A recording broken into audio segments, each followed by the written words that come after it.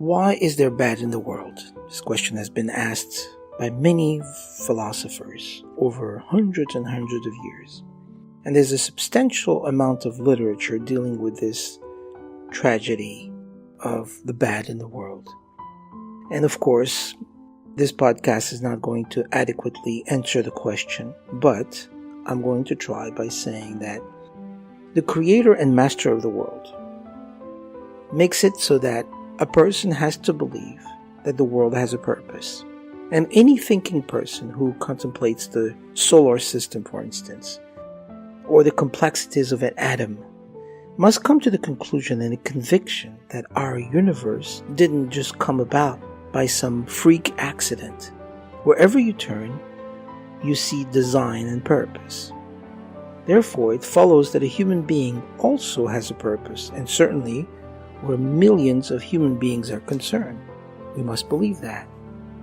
But since the creator of the world, he, in his infinite wisdom, created the world with a purpose, it is also logical to assume that he wished the purpose to be realized, and therefore, this would be revealed only to creatures on earth who have an intelligence to understand such matters, namely humankind. Now, what this purpose is and how to go about it or realizing it is indeed the ultimate purpose of every human being. And to do this is to share in the realization of the divine design and the purpose of creation. It's common sense that without such divine revelation, a human being would not, for instance, on his own accord, have exactly what to know of what the purpose is, on how to achieve it. And even any part of it could be complicated. The illustration has always been given that in the case of an infant, for instance, who does not have the ability to understand an intricate theory, or immature scientist, who would not surprise anyone, although both the infant and the scientist are created beings, and the difference between them is only relative, in terms of age and knowledge, it's huge. So it is possible that the infant may someday surpass the scientist, perhaps even in knowledge and insight. However, the surprising is that the created human being cannot understand the ways of the Creator. It's not possible for us to ever understand that. And it's also understandable that since every single person has a given purpose in life, that he or she be provided the capacity to carry out that purpose. There's something else to know. Remember that the world was created with a purpose, and there is nothing that lacks or that is superfluous.